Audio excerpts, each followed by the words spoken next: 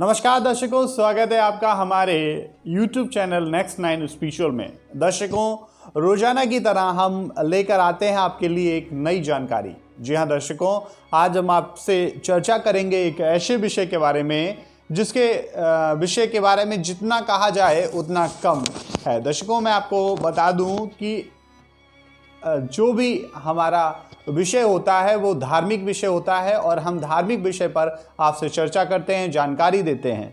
तो दर्शकों, जानकारी देने से पहले हम आपसे एक अनुरोध करना चाहेंगे कि अगर आप हमारे चैनल के लिए नए हैं तो कृपया करके आप हमारे चैनल को सब्सक्राइब कर लीजिए और बेल आइकन जरूर दबा दीजिए, जिससे कि आपको हमारी सभी नई वीडियोस का अपडेट मिलता रहे।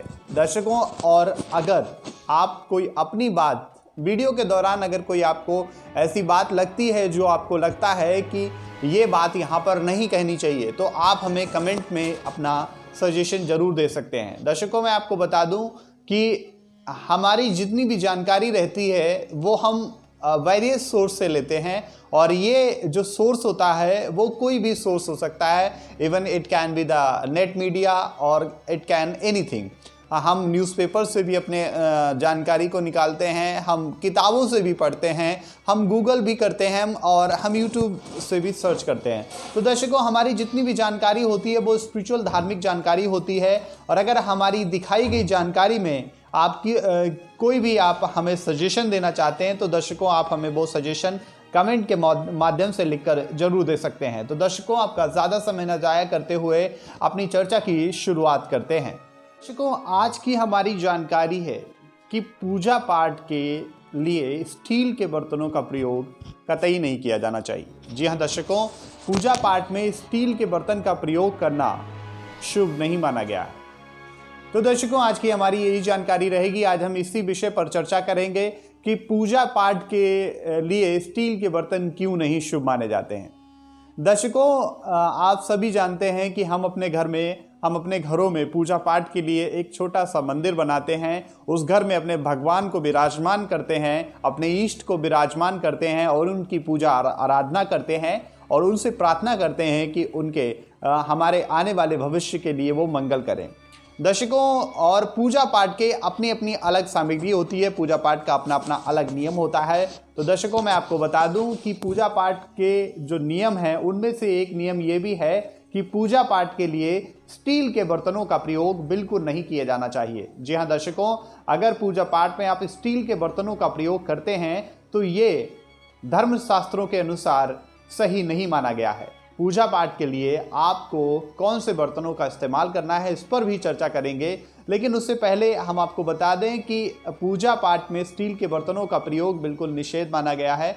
पूजा पाठ में स्टील के जो कोई लोग स्टील के बर्तन का प्रयोग करते हैं वो सही नहीं माना गया है। जी हाँ दर्शकों, ये सही क्यों नहीं माना गया है, इस विषय पर आइए जानते हैं कि पूजा पाठ में स्टील के बर्तनों का प्रयोग क्यों सही नहीं माना गया है।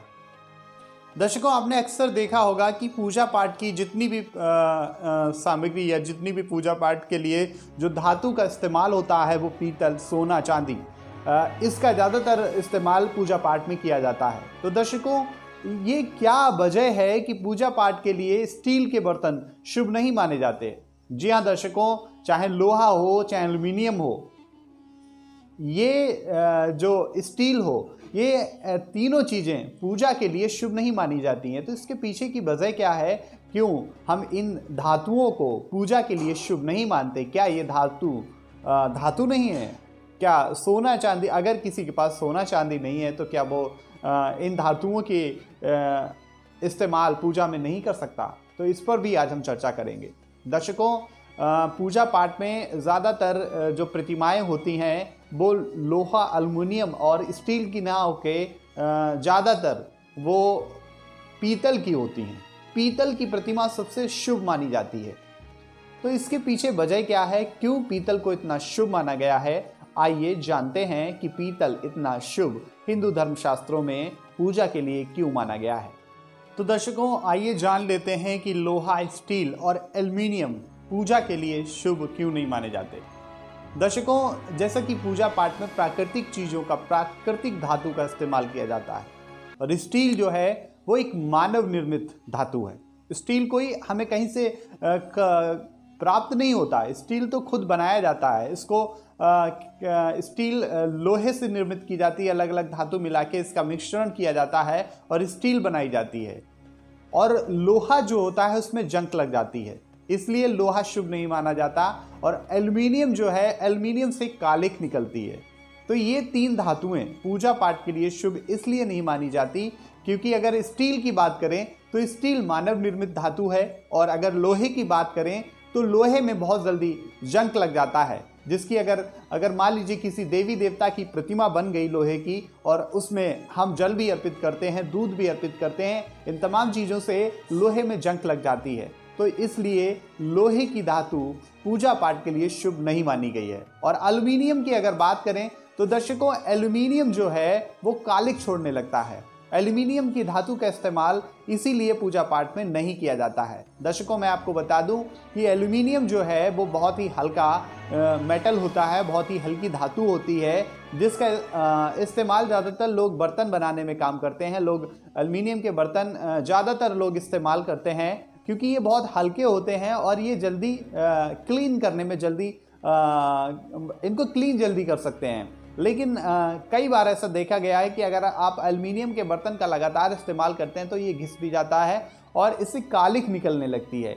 इसीलिए एल्युमिनियम का बर्तन पूजा पाठ के लिए शुभ नहीं माना गया। वहीं अगर लोहे की बात कर ली जाए तो लोहा जो है वो ऑक्सीजन और वाटर के जैसे ही कांटेक्ट में आता है तो लोहा जो है वो रस्ट मतलब जंग लग जाती है लोहे में, इसलिए लोहा जो है वो पूजा पाठ के लिए शुभ नहीं माना गया। मान लीजिए लोहे की अगर कोई हमने मूर्ति बनवा ली या लोहे का इस्तेमाल या लोहे की कोई बर्तन हमने बनवा लिया तो उसमें जंग लग जाएगा और वो बर्तन धीरे धीरे रस्ट हो जाएगा। और ये अगर हम उस बर्तन में का इस्तेमाल करेंगे तो वो बर्तन हमारे सेहत के लिए भी ठीक नहीं है। इसलिए लोहे का इस्तेमाल ना तो पूजा पाठ में किया जाता है और ना ही खान पान में किया जाता है।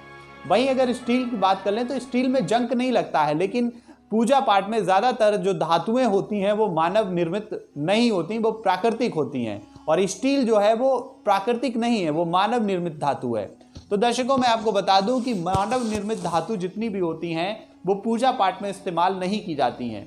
इसलिए स्टील मानव निर्मित धातु है, लोहे में जंग लग जाती है और एल्युमिनियम से कालिख निकलने लगती है, इसलिए इन धातुओं का इस्तेमाल पूजा पाठ में नहीं किया जाता है। तो दर्शकों, मैंने आपको बताया कि ये जो धातुएं होती हैं वो पूजा पाठ के लिए शुभ नहीं मानी जाती हैं। 3 धातु कौन कौन सी? एक स्टील हो गई, दूसरा लोहा हो गई और तीसरा एल्युमिनियम हो गई। और ये जो धातु होती हैं वो बिल्कुल ही पूजा पाठ के लिए इस्तेमाल नहीं की जाती हैं। हालांकि एल्युमिनियम और स्टील के बर्तन हमारे घरों में सबसे ज़्यादा स्टील के बर्तन यूज़ किए जाते हैं क्योंकि स्टील में जंग नहीं लगता है और एल्युमिनियम बहुत हल्का होता है। लेकिन ये पूजा पाठ में बिल्कुल इस्तेमाल नहीं किए जाने चाहिए, इनको वर्जित माना गया है। मंदिरों में भी आपने देखा होगा कि जो घंटे घड़ियाल होते हैं वो ज़्यादातर पीतल के होते हैं, कांसे के होते हैं, लेकिन कोई भी आपने घंटा एल्युमिनियम का नहीं देखा होगा, कोई भी आपने घंटा लोहे का नहीं देखा होगा, कोई भी आपने घंटा स्टील का नहीं देखा होगा। तो पूजा पाठ में इन 3 धातुओं का उपयोग बिल्कुल निषेध और बिल्कुल सही नहीं माना गया है। दर्शकों, पूजा पाठ में ज़्यादातर सोने, चांदी, तांबे और पीतल के बर्तन या पीतल धातु का इस्तेमाल किया जाना चाहिए, क्योंकि ऐसा माना जाता है कि ये जो धातुएं होती हैं वो केवल जलाभिषेक से ही पवित्र हो जाती हैं। जलाभिषेक करने से ही इन धातुओं में पवित्रता आ जाती है और ये धातुएं बहुत ही ज़्यादा शुभ मानी जाती हैं। तो दर्शकों, मैंने आपको बताया कि ऐसी 3 धातुएं हैं जिनका पूजा पाठ में बिल्कुल इस्तेमाल नहीं किया जाना चाहिए। पूजा पाठ में ये धातुएं निषेध मानी गई हैं। तो दर्शकों, आज की हमारी जानकारी यहीं तक सीमित है और अगर आपको हमारी ये जानकारी पसंद आई हो तो कृपया करके आप हमारी इस वीडियो को ज़्यादा से ज़्यादा लोगों तक शेयर कीजिए और अपने रिश्तेदारों के साथ शेयर कीजिए, अपने संबंधियों के साथ शेयर कीजिए और अपने करीबियों के साथ शेयर कीजिए। जितना हो सके आप शेयर कीजिए। आप शेयर करेंगे और आप हमारे चैनल को सब्सक्राइब करेंगे, बेल आइकन जरूर दबा दीजिएगा जिससे कि आप हमारी सभी नई वीडियोस का अपडेट पा सकें। दर्शकों, मुलाकात होगी अगले कार्यक्रम में, तब तक के लिए नमस्कार। नेक्स्ट 9 स्पेशल से रजत की रिपोर्ट।